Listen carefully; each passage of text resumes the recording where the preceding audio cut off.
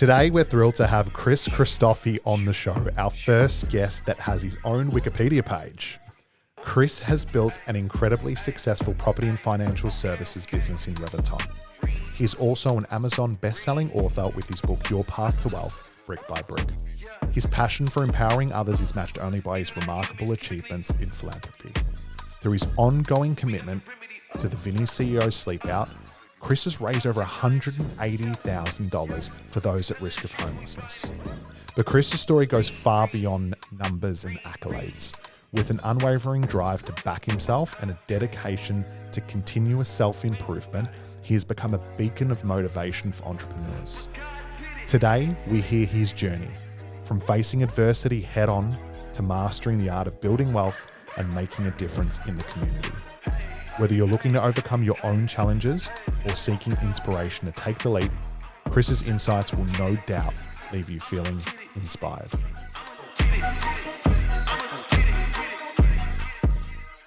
Welcome to The Leap, a business journeys podcast where we dive deep into the journey of business owners to learn from their successes and failures. Our goal, it's a simple one, to help more businesses succeed.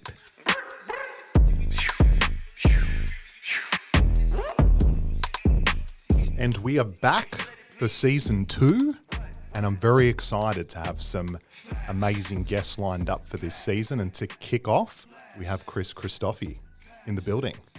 Thanks for having me, mate. Looking forward to it. I'm very excited, mate. I'm very excited. And I think I mentioned it to you the other day on the phone. I've always admired how you've carried yourself and how you've always interacted with people.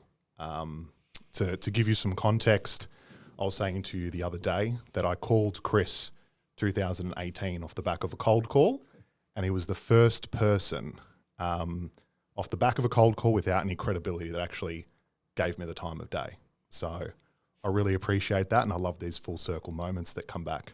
You're welcome, man. And as you reminded me of that the other day, I said, I don't remember that, but it sounds like something I would do.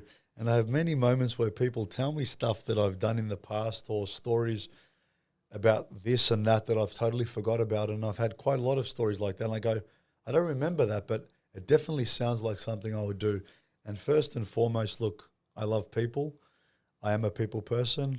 We're all the same. So human to human connection, connecting with people is something that I love. Yeah, but you know what it is as well, and I think I've started to learn this later in my business journey and discover this the last few years, especially with groups like Cub.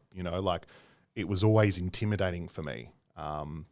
Business owners and these successful people, but it's amazing to see that there's so many genuinely lovely people that are willing to give their time. Well, I've had a lot of people give me their time, and I remember as a 10-year-old, I was fearless when I got my first job. I was selling scratch tickets in Cyprus, so mine could give me 32 ticket scratchies on consignment. 30 I had to pay for, 2 was my profit. So I'd go around speaking to people, and there was not one person that I would not feel comfortable with speaking as a kid, because the way I see it, it's just a human talking to another human. So I love people that are humble. I love people that I don't feel there is a human that walk this planet that's above me. But conversely, I don't think that I'm above anyone either. I think we're all exactly the same. Yeah. So being able to talk to someone, connect with someone, I think is very, very important. It's very, very natural. And people should facilitate that process and be kind. And I was always happy-go-lucky, go speak to someone at the age of 10. Now I'm 45, so I'm a lot older than that, but my philosophy's never changed. How important do you think your childhood was in making you the person you are today and the business owner you are today? Because that's obviously, not a common thing to see. Not a common thing, right, to hear that someone was selling, scratchies in Cyprus. Walk me through that. What was that like, that upbringing? What part do you think that played in? I'm not sure. I was a workaholic even as a kid, and at school I was never paid attention, which now I've got a daughter that's exactly the same. So I had ADHD. I wasn't focused at school, and the reason I understand I wasn't focused now, I was never interested at school. So I couldn't understand what the curriculum was 2-3 years later, and I never read books. But now I've become an avid learner. So now I learn. I read a lot. So this year we're sitting in Feb, and I've already completed 15 books. I did 82 last year, and I'm an avid learner because I'm obsessed in learning. But at school, I guess it didn't interest me, or I guess I wanted to make relationships with people, learn how to have that human element. How did it shape me? I think it just helped me become better with people. So I always had that drive to make money. I always had the drive to talk to people. I love solving problems. I'm very left brain. I was good. The only thing I was good at school was maths. One thing that I understood was numbers. So when it came to working, making money, it was always something I enjoyed. It's easy to hustle and work hard if you love something. Yeah, easy. Take me through, I found the first part of your journey really interesting because obviously you started off investing in property at quite a young age, but then you encountered some pretty big challenges early on, I think when you were sort of 24, where, you know, things didn't go to plan and you had to move back to your parents' house. Can you walk us through that part of your journey, but also I want you to sort of take me back to that moment, right, where you go back to your parents' house and you're like, fuck. I can tell you that because I remember it like it was yesterday. So I was very good at sales. So I did door-to-door, AAPT, phone sales for holiday concepts, selling tickets at games, any sales jobs I did. And my partner at the time, my first fiance, who I had a son with, saw an ad in a newspaper and it said sales professionals wanted 120K plus. And it just had dot points. Can you sell? Do you have a fax? That's how long ago it was. Do you own a car? Are you sales professionals wanted? And she goes, this sounds like you give it a call. So I pick up the phone. And at the time I was studying, believe it or not, I was studying in IT in Broadmeadows TAFE. It's the only school I could get into. It's my sixth option. And because my grades were so bad, and I go to my dad, I got in. He got into something. He goes, where'd you get into, son? I go, it doesn't matter, Dad, I got in. But the answer was Broadmeadows TAFE. And as I was studying, I was trying to become a professional snooker player, and I was working 3 jobs at the time on the weekend, delivering pizzas, working in the kitchen, working at Stan the Man's nightclub, Billboards, which was in Russell Street, and I was working at Lowe's Menswear in High Point. So I was working maybe 25 to 35 hours from Thursday to Sunday, studying and playing snooker 5-6 hours a day, all day. So that's practically what I was doing. So when I finished school, I got into that while I was deciding what to do and become. And I was in sales. My ex-partner saw this role, give him a call. I called him. I remember the lady's name. She was Robin. Her name was Robin. And she was the EA to the owner at the time. She goes to me, how old are you? I said, I'm 19. She goes, you're too young for this. I go, don't hang up the phone. Don't hang up the phone. I go, please, let me come to the office. Let him see me face to face and he can say no. Please don't hang up the phone. Let me come in. She goes, you know what? All right, come on. So anyway, I remember my interviewer was someone I worked with for many years. He became a friend of mine. Trent, one of my mentors, he helped me. He interviewed me with somebody else because he thought, I'm not going to spend half an hour with this 19-year-old. So he interviews me, goes, what do you think, Chris? I go, listen, I'll be honest with you. I don't know the difference between commercial residential property. I live at home with my parents. But if you give me a chance, I'll be your best guy here within 3 months. He goes, you're on. The rest was history. I was an in-home sales consultant for a few years. Started doing really well. Got promoted to national manager within a few different companies were headhunting me.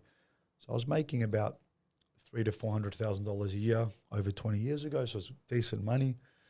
I love that you said decent. It was. I always looked for at someone that age, for sure. I looked at what a 1% of earner had to be to become a 1% of earner. I think it was 250 or something, and that was my goal. And when I was 19 and I was getting into this industry, I was the youngest of 4. And I asked my father, he gave all of us a wedding present, $30,000 for a deposit for a home. I said, Dad, the way I'm going, I'm never going to get married. Give me the money early because inflation's going to take and I'll have nothing left. He goes, sure, Chris. What do you want to do with it? I said, I want to buy a car. He goes, no. Find the property and I'll give you the money. So while working in the industry, I was about 19 to 20. Do you think, like I know my parents coming from a Greek background, it was always pushing us towards property. Do you think that was part of why you fell in love with property and went down that route as well? It's not partly, it's 100% the reason. So you know the old adage, give a man a fish, he eats for a day, teach him to fish, he can eat for the rest of his life. Absolutely. It wasn't the 30,000 that my father gave me. Now that is a lot of money, and by no means am I saying that was not an amazing gift. I was fortunate. My father raised me great. So did my mother, my parents. Had a great upbringing. Went to private English school. Wasted a lot of my dad's money going there. I had everything I could want. I was very, very fortunate. Bought me my first car. It was a $7,000 Commodore. Bought me my first snooker table and gave me this money. So anyway, the condition was buy real estate. So when I was working in the industry, I fell in love and I started researching real estate. Mm-hmm. When I become obsessed in something, I'm all in. So I was reading, doing courses, Anthony Robbins, Robert Kiyosaki, reading any book that I can about retirement, about super. And I started planning for my retirement when I was 19, 20. I bought my first property.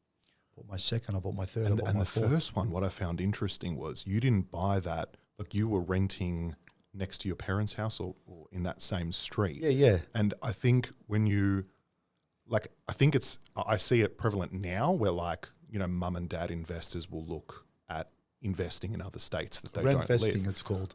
Correct. It was ahead of its time, and I did that before that. And I lived across the road. And you ever watch the show Everyone Loves Raymond? 100%. So I did a clip, Everyone Loves Chris, and I did the fame music at the background. I did a little piece of content. The hand through the letterbox. Yeah. when I come home. So I bought a 3-bedroom, double-story townhouse in New South Wales Tweed for $183,900, and I was renting for $220, 6%. 6%. I was getting about $6,800 tax deductions, and I bought in a high-growth area. I rented across the road. A house was worth around about $260 at the time. I was paying $190 rent. So when people say rent money is dead money, rent money is extremely smart money, I say, if you invest. So the $220 rent I was getting from Tweed, I could use that to pay my $190. I've got a $6,800 tax deduction because it's 100% tax efficient debt versus zero, and I'm buying in a high growth area. So I bought my first property, ended up selling it 6 years later, and I made sold it. I bought it for $183, sold it for $328, made a 480% return on my $30,000, and I used that and I leveraged to buy more property. So going back to the initial story, yes, I was a rent investor. It made commercial sense. It was the right move for me to make. People now are forced to reinvest because property prices are so unaffordable. People want to live close to amenity, close to their lifestyle, close to the city if they're young professionals. So now it's become a very, very prevalent option. I was reinvesting before it was a term. Before it was a thing. Yes. Yeah. And especially like parents wouldn't be like, they'd be like, just buy the house here in the street. Like, why would you? But that's emotional advice, not logical. Yeah. So people invest with their head, with their heart, not with their head. So when you ask what's the right thing to do, reinvesting unequivocally is the right way to build your wealth. Is it the right way for you? Maybe not. Emotionally, you might want to buy your own home. But when it comes to numbers and numbers alone, 100% for investment purposes, you reinvest in areas like I did that are prime for growth. That outgrew the house I was in Taylor's Lakes, and I bought it for $183 versus $260. The loan was less. Maximum tax deductions. And what that did is enabled me to buy 2, 3, 4, 5. Long story short, I bought 8 properties, 24 years old. And that was still 24. So you had a pretty big portfolio at a young age. It was okay. It was growing. Yeah. But the company I was working for went into receivership and owed me $780,000. So I went from doing quite well, having millions of dollars worth of real estate, to losing it all, having to move back into my parents' house, and I had a debt of $348,000. Because at the time when I lost my job, my strategy was good and robust if the property prices continued, if my properties are rented 52 weeks of the year, if I maintained my income, of which none of them happened. Okay. Because I was over leveraged, and I put $106,000 on a property deposit. I couldn't even settle on that. I lost that. The worst part of this story was my son was 1.5 years at the time, and he got bacterial meningitis. So I was hospitalized for 2.5 weeks. So I've almost lost my son. I've losing all my wealth. I was gambling a lot, partying a lot, doing everything that I shouldn't do, and it became a bit too much. I lost it all very, very quick. So I had to move back into my parents' house, and there was a term, you eat humble pie. I was eating humble pie for breakfast, lunch, and dinner. So I went from there to there, from penthouse to no house very, very quickly. I had a debt of $348,000. Son comes out of hospital, is profound deaf, got 2 bionic implants. But I'm happy to say he's 22 years old. Thank God through the advances of technology, We're in a great state. We're in the best state in the world to become deaf because a Melbourne doctor invented the cochlear implant. So I'm very fortunate, and my son is healthy and doing great. But at the time, for me, as a 24-year-old, it was a very challenging time. Here I am with a debt of 348. So what do? So I had a computer. But then, like that, you know, I've always, you know, when I hear your stories and your journey, like you have this resilience and you have this part about you where you have absolutely no fear about losing everything, right? Because you have that confidence that, you know, you've built the skill set in the armory to be able to build back up again even faster, right? But when you're 24 and you don't have all of that. But you'll never lose that though. So I'm not starting from zero. I'm starting from experience. Well, you're starting from negative 348 that time. When people say I started from zero in my business, I said, I wish I had zero when I started my business. But what it teaches you resilience. You come in this world with nothing, you live with nothing. Mm-hmm. But I'm not starting from nothing. I had experience, and I know that I'm resilient. Now, Are you confident though? Like, were you like, I know I'm going to come back bigger and better? Look, all I had in my mind was I need to pay back my debt. Mm-hmm. My word is my bond, and I have an unbelievable work ethic. Sure, did the thought come to go bankrupt and start again? Sure. But my sister-in-law goes to me, Chris, that's not you. There's no way you'll ever do that. And I thought, this is an opportunity to show my son that you never quit. Mm-hmm. This is an opportunity for me to show up. And I always, every morning when I step, I'll always say to myself, let's go. Or if times are very tough, even when I was fighting in the ring and I'm in points where I'm in a really crucial part of the fight, my mind just switches on and says, let's go. Mm. So I remember once, my first fight, I was 17. I was in the corner. I copped an uppercut and it almost knocked me out, followed by a right cross, and I went all black. And my head just switched and said, you're going to stay down and get knocked out or get up and fight. And I can see that. It was a VHS video. I can see that part in my mind that as soon as I copped that punch and the hook, that I just switched on. I knew it's fight or flight here, and my mind just responds to attack now. Go for it. And it's the way I've always been wired because it's... Do you think it's a learnt behaviour though? Because you've always put yourself in... I've always had it. Yeah. But I'm excited to fail. I'm excited to be put in positions where people think there's no way he's going to come out of this because it challenges myself to show up, gives my kid a good example of resilience. And I've had quite a few setbacks in my life. I went through one a couple of years ago with being divorced, and again, went from over 23 properties. I've got to start rebuilding again.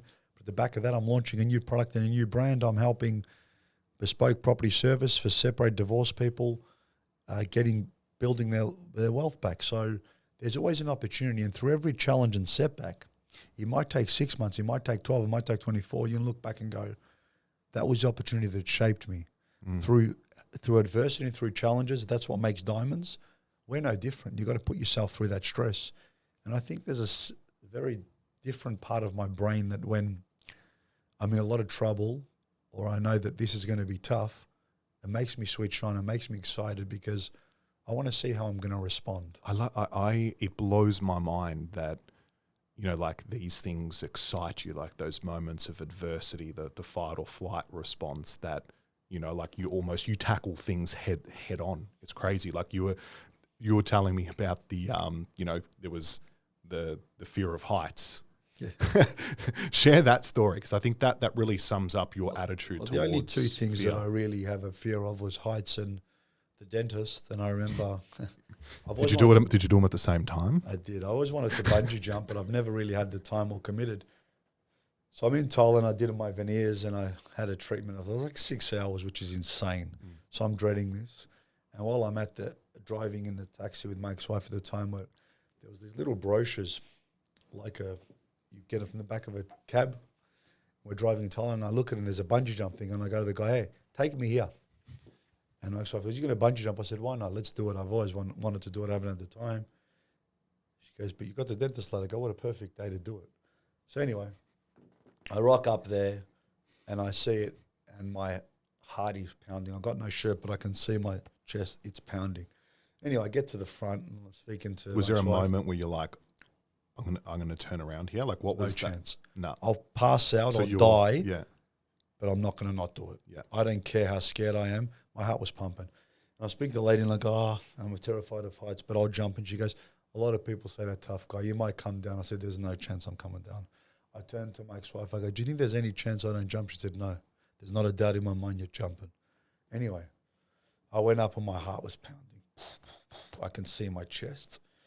And I'm going, oh, my God, 1 tree, 2 tree. We're going up. I don't know how many meters it was. You dip in the thing, I go, oh, man. And the guy, they tightened my ankles and it was so tight. I could feel it. Thank God. And the guy looks at me and he goes, don't look down. And I wanted to rip his head off. I go, because now I fucking have to look down. Don't look down. I wanted to grab him and throw him off with me. He goes, fuck. I'm going to count to 3 and jump. And I was about to grab him. And I jumped to the edge of my ankles were so tight. And I get to the end. He goes, I'm going to count to 3 and jump. Don't look. And oh, my God. I jump. I get right to the end. He goes, 1, 2. And I just jumped. So I count back to 5. I don't think. And I go. Anyway, I jumped. I went up. I did it. Anyway, I jumped and I went to the dentist for 6 hours, whatever. And I thought I've bungee jumped. I've done all these other things, but I've never jumped out of a plane. So someone bought me a joyride in a car, which I changed it for a bungee jump. Sorry, for a jump out of a plane. And I called the lady and I said, I'd like to book 3 jumps, please. And she goes, 3 jumps? I go, yeah, just in a row. I'm going to go one after the other. And she goes, have you jumped before? I go, no, I haven't. But I don't like heights, so I'll book 3 in a row. I go, how long does it take? She goes, 1.5 hours. And I go, oh, my God. That's going to kill me. My ADHD is going to kick in, whatever. So I go, look, I'll just do 2 because I can't do 3. It's too long. So I'm going up. I was cool, calm, and collected. It was nowhere near as scary as the bungee jump. Bungee jump was a lot worse. Was it because you did the bungee jumping first, though, and you've already sort of conquered that? No, I was still not a big fan of heights. I don't know what it was, but I'll share a funny story. I was going up, and they've got you on the back, and I'm talking to someone, and some guy was terrified. We're in this little, like a seat. I think the planes scare me more than you hear like the shaking, dodgy. it's going up and up, and there's this guy, he's changing colour, and he is freaking out. And I'm looking at him, he's changing colour, we're going up. And I'm a larrikin, I'm very mature, and I can't help myself. So I see this guy scared, and he's just freaking out. So we're deploying 1, 2, 3. I'm about the 4th, 5th guy. He's right at the end. He's the last one. So he's watching everyone deploy. He's freaking, he's changing colour. And just about we're about to jump off, I go, so long, sucker. And he gets scared. He freaks out. And then I jumped, and he just goes like this, right? Then we landed down, and everyone was really happy. And they go, oh, that was amazing. I can't wait to do it again. And I go, oh, fuck, I got to go back up. And I couldn't be bothered because it just, whatever. And everyone's, I can't wait to do it again. And then one guy that landed goes, when are you going to go up back? When are you doing this again? I go, I'm about to go back up. And the guy bungee jumped with me. He goes, how many times have you done this? I go, it's my first time. I went back up. Would I do it again? Sure. Was it exhilarating and awesome? It was okay. I mean, I overcame my fear, and I did it a couple of times. I had a laugh with that guy. He saw me at the bottom, and he goes to me, you bastard, you scared me so much. I said, oh, I'm sorry, man, I'm sorry. But see, do you think because you've had, like, every time you've faced sort of adversity or even these moments with, with fear that you've confronted everything head on, has that just built the resilience? Like it's like muscle memory. Every time you're faced with those situations, you're like, I'm going to absolutely plow through this like I do every single time. You've got those points to reference that you're like. Well, every time you do it, I feel you get stronger. And I remember I scaled my business through a GFC. And when I started my business, everyone's going, it's not the right time to start your business. I said, this is the perfect time. A lot of great companies are built in hardship. A lot of great companies grow on scale through adversity, through economic downturns, through recessions. So I found that as a challenge. And when everyone was saying don't do it, I thought that actually gave me excitement to give it a go. So I expanded and borrowed money in 2008. I found investors and I expanded the business and brand. Because there are a few, you hear the quote, right, when people are fearful, be greedy. When people are greedy, be fearful, Yeah, right? good, yeah, it's There's exactly. only a handful that actually... Warren Buffett says that a lot, and he's been quoted as saying that, but you've got to go with your gut, and you've got to be around good people. So when COVID came, it was unprecedented times for most people. But if you're around good people that are level-headed, that understand that you're going to work through it, so I knew that it's going to be challenging, but hey, what's the worst that's going to happen? Roll up your sleeves and get it done. So every time you meet an adversity, every time you meet a challenge, I think you build that confidence and that competence, but also the part of you that how much more fun and rewarding getting out the other end. When you look back and go, you know what? It was a challenging time, but I reflect back when my son lost his hearing, when I lost everything. I had a couple legal battles when I was I was in courts with my divorce, and at every moment in these junctures, I thought to myself, it's the worst that can happen. Let's give it a go. Yeah. Let's work hard. Let's have integrity and be honest. And I do everything that way, which is why I could rebuild myself in the industry, because my name was second to none. My reputation was everything. And I was a man of my word. So when I rebuilt my business, and I had a guy that funded me for 2 years, I remember I met a guy, I flew up to Brisbane, and first meeting. So this is, you have a logo at this point, but there really wasn't, you've got your personal track record and your personal, I guess, brand at that point, but you had nothing. Look, I was a national manager at a company, and my ex-business partner at the time met this guy, and he needed me to pull off this venture. Okay. So I went and met this guy, and within the first meeting, he agreed to give us $250,000. He shook my hand. And I thought, wow. I took a business plan. It was 2-3 pages. There were spelling mistakes because I'm dyslexic and I'm not the best speller. But he invested in me. Anyway, investing about $100,000, $200,000 a month, which I put into marketing, and then I'd sell his properties, and then I'd get the balance. After a year, he stopped investing in us. And I always wondered why. So I remember, I think it was the 12th of September, 3:48, the fax came through with the T's and C's of him agreeing to give us money. A year later, he's pulled the pin.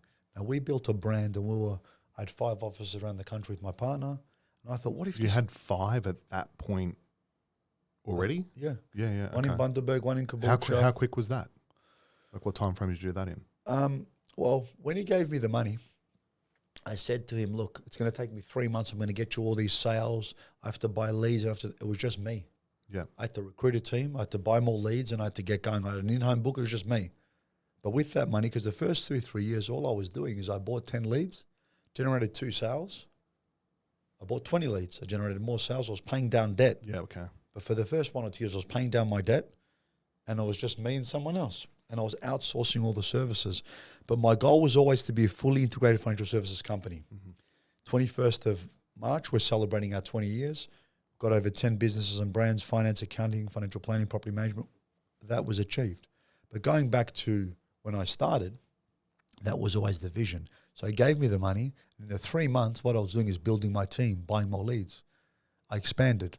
Now then we eventually had an office in Caboolture. We had one in the Gold Coast, which was a call centre called Lead Revolutions.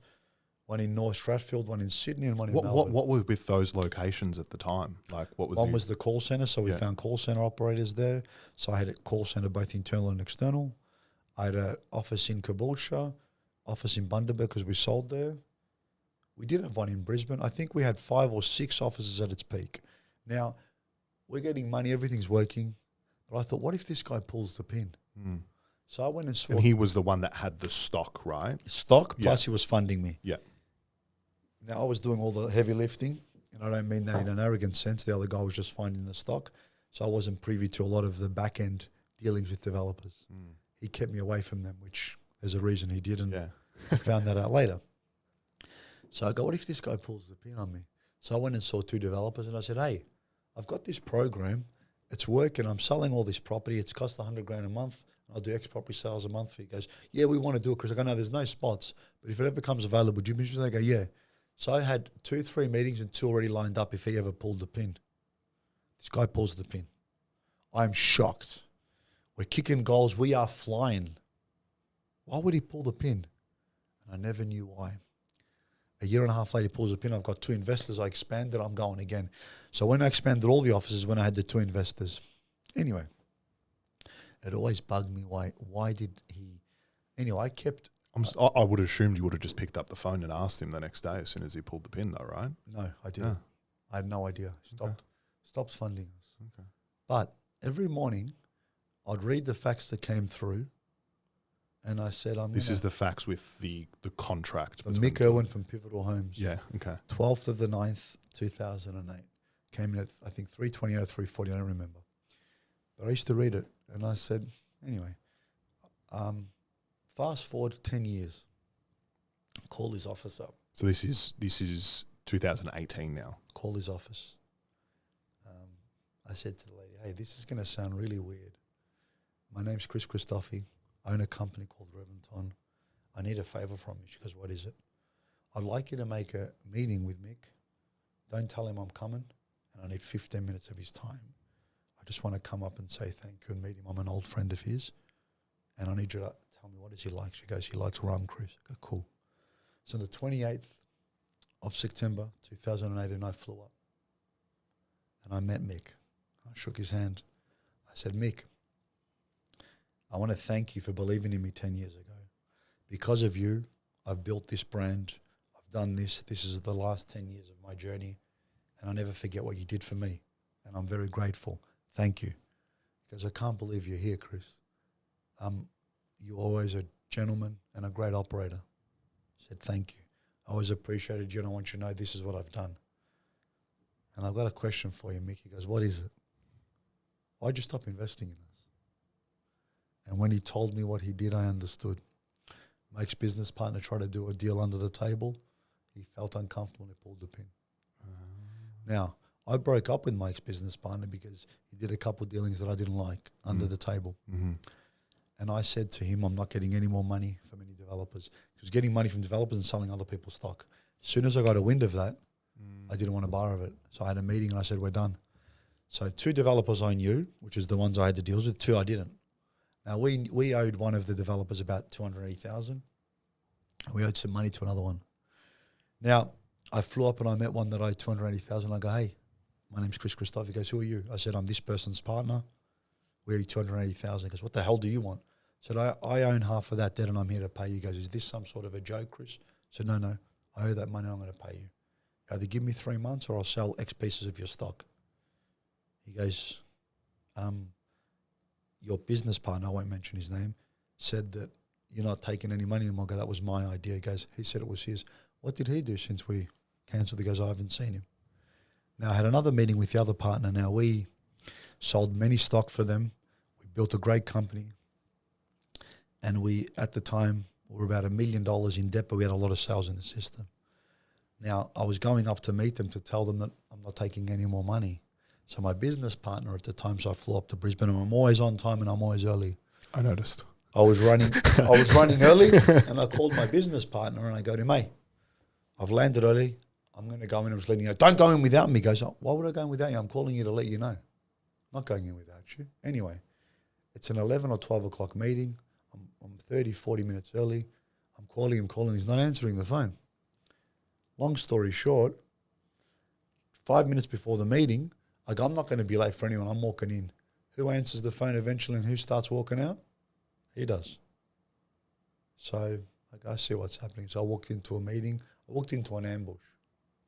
So he basically fed a certain story, which was all lies. And I went in there, and he had an office in Sydney that he was mainly running, and I was running in Melbourne. We owed a lot of money to these people. There's a lot in the system. What I did next was borderline crazy, but required a lot of balls. So I got bombarded by them, and I said, listen, I'm sorry, we could have handled this a lot better. I apologise for anything that we didn't do correct. What I'm going to ask you to do is I'm going to ask for another $300,000. I looked at them and they go, what? You give him half, he can run Sydney. You give me half, I'll run Melbourne. I'll generate you more sales. Let's see whether the story's accurate or not, okay? And they said, all right, Chris. The owner called me the next day. I arrived back in Melbourne. He goes, Chris, you all right? He goes, yeah. He goes, it was a bit aggressive in there. It was a bit of an ambush. I go, yeah, that's okay. He didn't say anything. I go, there's no point saying anything. I said to him, I go, what happens next will tell you who's telling you the truth. Who gets results next will tell you who's telling the truth. We'll see from there. He grabbed the money. He went and ran off to China with hundreds of thousands. I generated 8 sales in Melbourne with the money that I was supposed to, plus I paid back everything. So when he fed everyone a story, 2 of which I knew, I personally flew up and met them to say thank you, be a gentleman, and close the relationship properly. The 2 that I never met, I still flew up, introduced myself, and paid half of my debt. So going back to every part of these stories, It was an opportunity to show integrity, to be a man of my word. He also didn't pay his staff when they were generating sales and said that I took the money. I also paid my staff. I even paid his staff. Wow.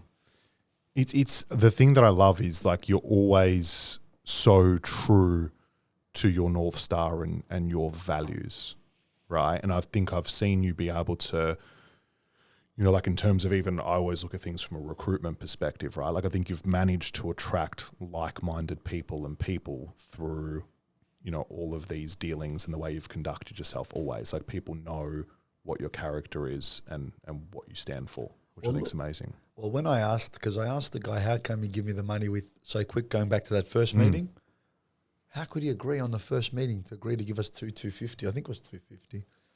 And the reason was he vetted me before I went to his office. He knew who I was. He knew the teams that I built. He knew I was a man of my word.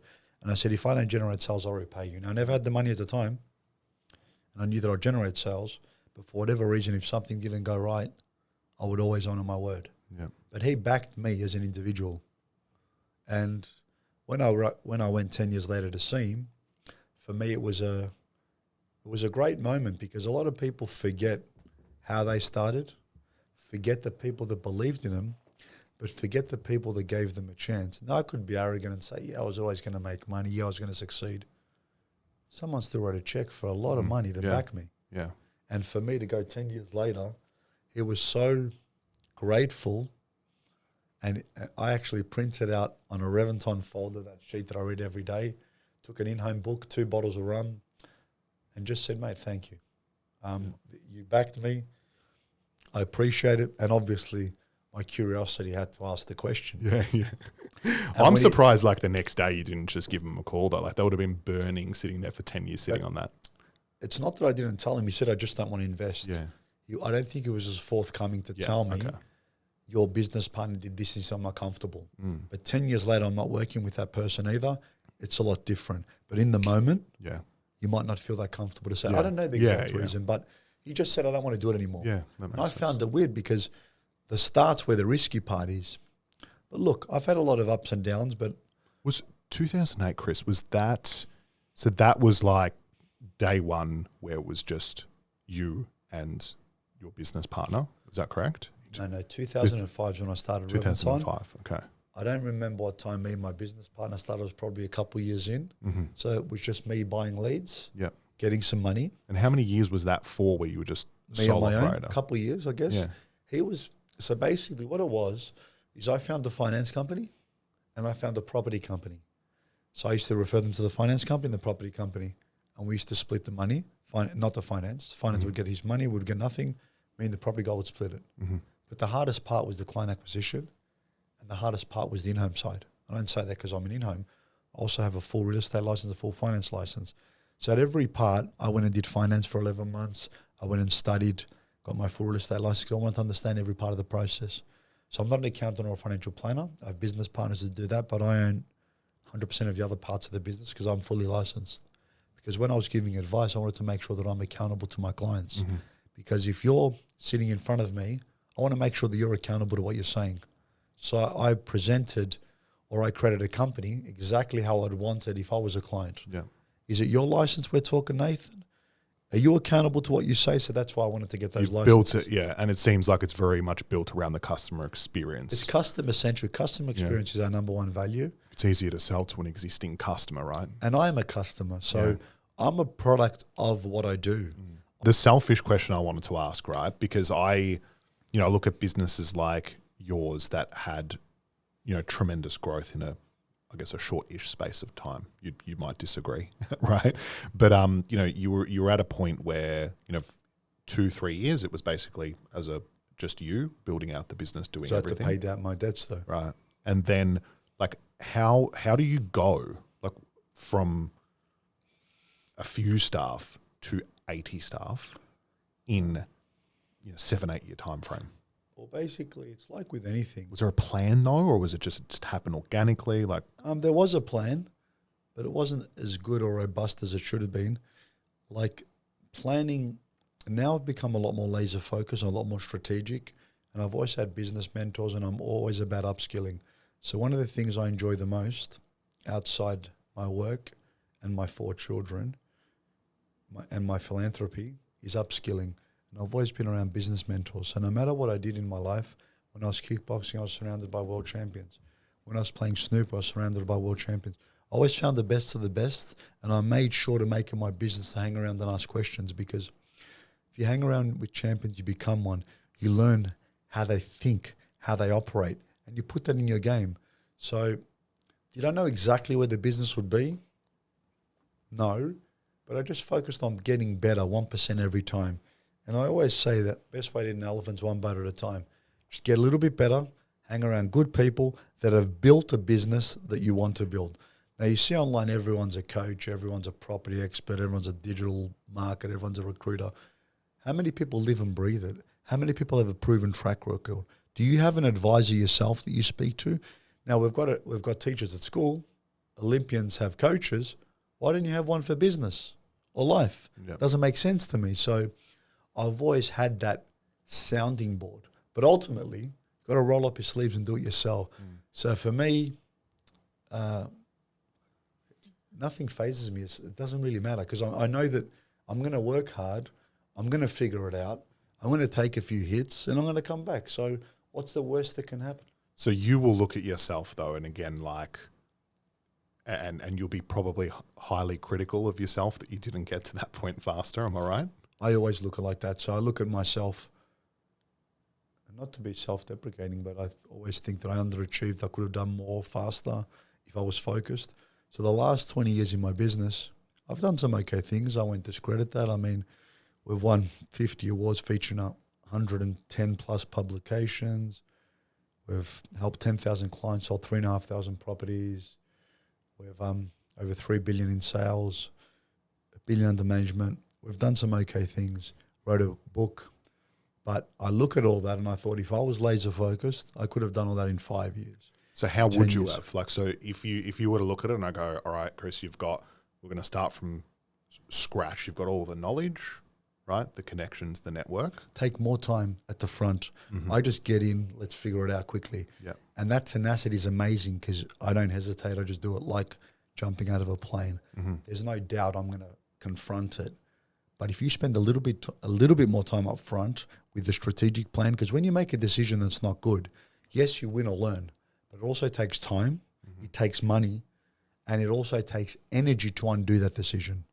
Now, if Do you have any examples of things that you're like, I moved too quickly on this? Many examples. Partnerships that I've done that I should have been, I'm too trusting with people. Yeah. So now I'm much more of a cross your T, dot your I's kind of guy. My team hates when I go away. I don't go away much, but now I've started to, because I want to keep my mind fresh. Because when I come back with 100 ideas, and I've always launched a new company when I'm overseas. Like when I'm launching a finance company, I'm launching this, I'm launching a JV, which works for the most part, but it might take me 3 or 4 goes to get it right. I could probably do it in 1 or 2 if I just spend a little bit more time up front. Okay, so the time up front is more in the planning stage, like the execution as well. Yeah, okay. So, as I said, I've got a lot of great friends that have built some monster businesses. And once again, I don't see any of them as working harder than me, smarter than me, better than me. I don't see anyone as that. But where they were better is they were more strategic, or they had an opportunity. They were in a rising tide market. There's so many lessons and parallels for me businesses. And for me, I'm not really an envious type. I'm proud when people do well. I surround myself with success. I surround myself with good people. And like when you reached out in 2018, and I don't remember, I just love dealing with good people, helping people, because a lot of people helped me. Some people were very forthcoming. Some people I just annoyed so much. They said, Chris, stop. I said, let me take you out to dinner anywhere you want. I'll stop bothering you. Yeah. I take people out. When can I call you again? 1 month, 3 months, 6 months, cool. It's just it's who I am by nature. I've got a few questions, right? The first question is, I want to understand, like to get into your mind and understand a day. And the reason why I'm curious, like just to walk me through a day, because I always feel like, there's 100 plates spinning. There is. Right? But you always have time for people to pick up a phone, to connect with people, and it always feels like you've got time. It's my priority, but people.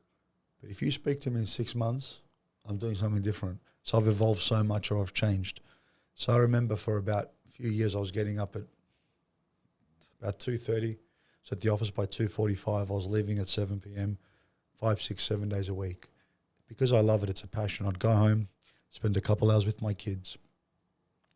Sunday, I'd work till 7, come home, bring my partner a coffee, start my day.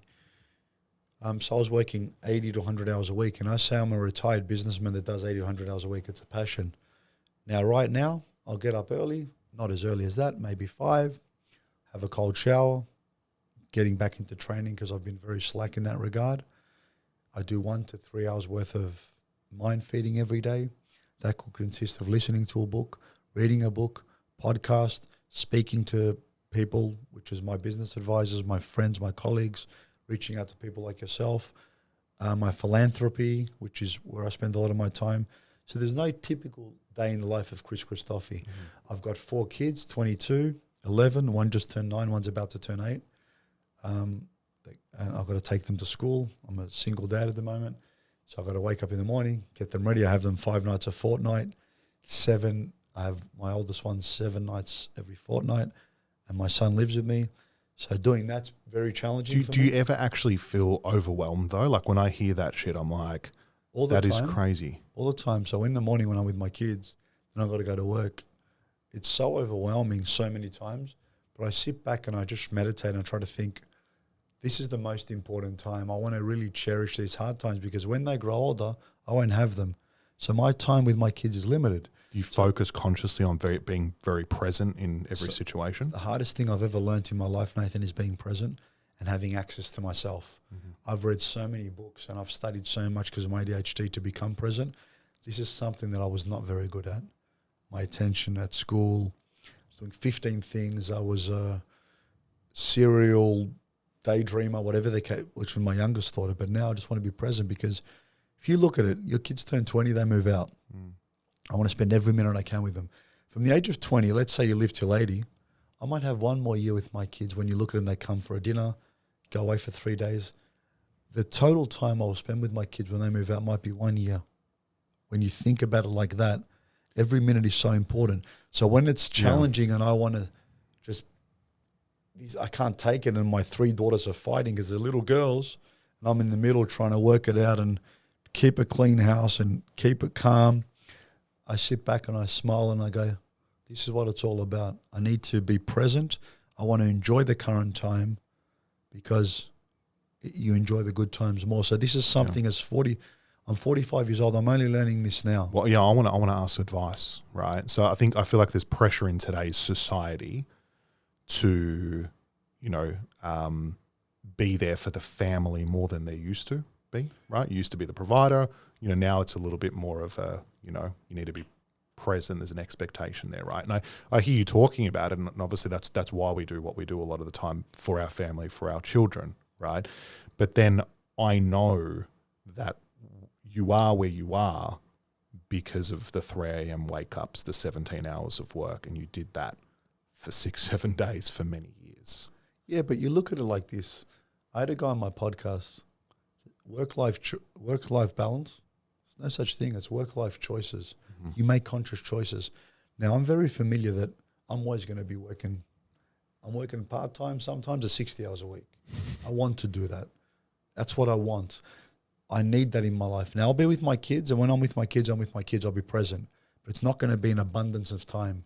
Having said that, I wake up in the morning, I get them ready, I take them, I pick them up. I'm there. But I'm always going to be very, very heavily skewed towards work, towards philanthropy, because that's my oxygen. That's what makes me breathe. Mm. So if you said to me, now I'm going to give you $1 billion, Chris, but you're never allowed to work again, I'll say, no, thank you. There is no way. That's condemning me to not be me. So I understand that very, very clearly. So my purpose is to serve, to create more impact, to enjoy my life, and to be a good father. Now, if I achieve those things in that order, I know that I'm happy and I'll succeed in my mission. I don't care what people think of me. I remember I had a bit of advice. What other people think of you is none of your business. So for me, I'll do me. I'm happy if you do you. If you work 50 hours a day, if you work 3 minutes a day, whatever makes you happy, if that brings you happiness, I'm happy for you. I will never let you cast your judgments on me, but conversely, I will never cast mine on you because I'm not interested in doing that. Have you had to work on that? Like, because that's a big thing for people, like how they're perceived. Like, and I get the sense that obviously you don't give a fuck, right? Like Not what really, people no. think. Is that something you've had to work on? You've had from a young age?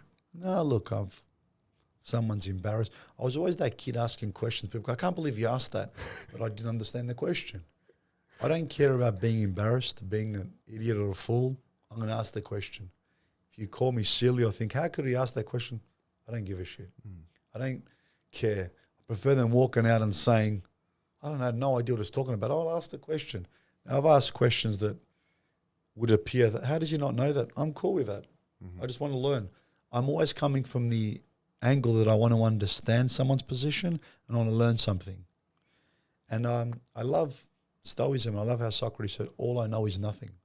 And if you have that approach to life, but more importantly, business, how could you not get better? Curiosity is so important. And when we're kids, we're curious. Now, my kid, my little one who kills me, daydreams more than me. And I go to her, I never want you to change, sweetheart. I go, you are always in the fairies, you're always daydreaming, you think big, don't ever change. Now, having said that, you kill me, and you might be the death of me one day, but God's going to send you a kid as cheeky and as daydreaming like you, and that's going to be my payback. So like God sent me to my father because I'm that cheeky person, and I wanted patience. I pray for patience. God gave me patience. He sent me Miller. And I said, Miller, one day he's going to send you a little, I call it CM, Chris Miller. Yeah. You're going to get a little CM. He's going to pay you back for what you do to me. And I'm going to be smiling like my dad smiles. Yeah. But she's my everything. She's just a bundle of joy. This kid, you can put her anywhere. In a lift, anywhere you put this kid, she's going to talk to someone, walk out with a friend. Her ability to communicate and talk is like nothing I've ever seen. Anywhere I go, anywhere. Now, she goes to Melbourne Girls Grammar. I don't think academically it's going to make much of a difference to my youngest daughter like me, but the networks this girl's going to make and her ability to just to talk to people. I look at her and she's like me on steroids. Yeah. And I look at her with so much pride that she has that ability. My other daughters don't have that. I've never seen a kid that's got it like that. Anywhere we go, Dad, I made a friend. I said, of course you have, honey. What's new? Yeah. Dad, can we get this person's number for a play date? This is a good networking. This is a machine. She's networking for you. Yeah, she's connecting you with... sell a ton of property. So I just take Miller everywhere now. Look, it's like with anything. I say to people, the three things that are the hardest in life are, in my opinion, your career, your relationship, and your kids. The harder you work at them, the better they are, the more rewarding they are. So the more effort you put in, the more conscious effort, the more presence, the better they are. Yeah. Now I'm realizing this at 45 and going back to what I said to you, I feel like I've underachieved is now at this point in my life, I'm so laser focused and I feel that I can achieve so much more and I can measure things better. I can look at them more subjectively, unemotionally. So that's where I feel I could have done better, but I don't regret what I haven't done, but I owe it to myself to catch up now. So now I'm going to chase it. I want to finish on one last thing because I've noticed a lot of business owners are consciously pivoting towards a bit more of a personal brand through different avenues of content, right? And a lot of people listening to the podcast are small business owners, right? And a lot will contact us and say like, where do you start? Like, how do you go about it?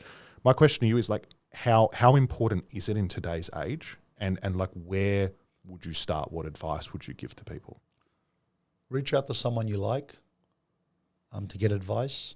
So I wanted to learn a bit about social media. I can't stand social media, but if you need to do it for your work, for your presence, for your brand. So I reached out to someone that I really like. A shout out to Ahmed Iman because he had a really kind and good message. So I messaged him. He developed a product and a company after the back of that. I said, man, I really like what you do on social media. His message is kindness and acceptance and whatever that may be. And I said, I want you to help me pick up my social media game. He goes, cool. We're good mates. It's been years now.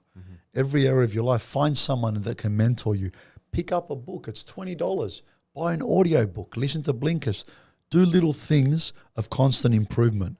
Put yourself around the vicinity of successful people that you like, that emulate success in the manner that you want to, with integrity, with honesty, if that's what's important to you. For sure. So just get it done. Spend some time on self-improvement. Reach out to people, that you like in the industry. I post content almost daily on LinkedIn, on Instagram. Follow people like myself if that's what you like. And be around great people. Get it started. The hardest part of anything, running a business, the hardest part of your branding, just start. Just starting, yeah, And absolutely. I've never had a fear. So grab a pen, put on a piece of paper, and just take little steps every day, little steps. Then you're going to look back and go, wow, I built so much momentum. Like 1% isn't a lot at the time, but the way Atomic Habits talks about that. Kaizen, and constant I know you're a big improvements. fan of compounding. So everything's it's not compounding. just exactly. They asked Albert Einstein that, he said the best mathematical theory or the eighth wonder of the world is compounding interest. The banks understand that we pay it. We should compound our learning, and we should compound interest in our favor by buying multiple properties, by building our wealth. But more importantly, not to segue across, compound your learning. Be 1% better. Don't worry what other people are doing. It's good to have them as inspiration or as benchmarks, but never compare your chapter 1 to someone chapter 50. Yeah.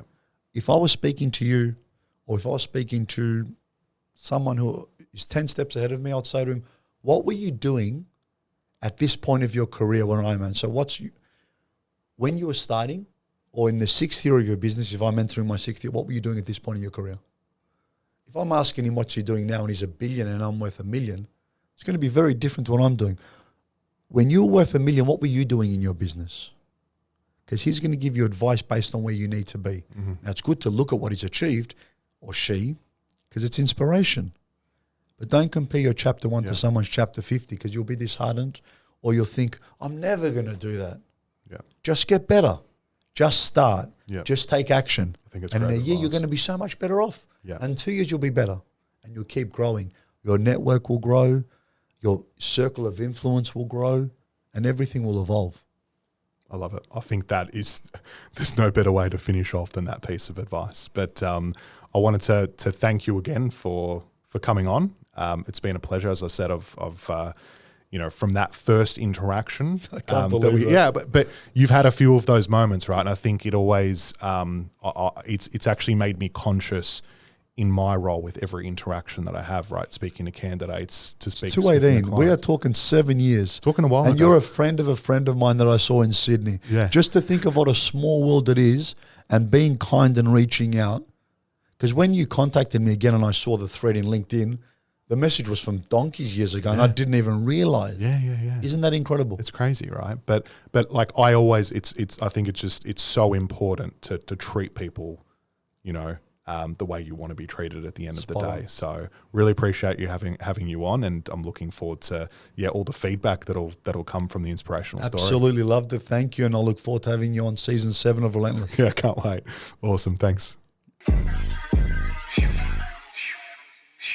Thanks for listening to The Leap. If you enjoyed this episode, give us a follow, or even better, share it with someone who you think will get value out of it. Big thanks to our main sponsor, Ethos 360 Recruitment. It was actually just us sponsoring ourselves. This podcast has been produced by The Content Engine. We got the remedy. College and Giants. Selling the streets, we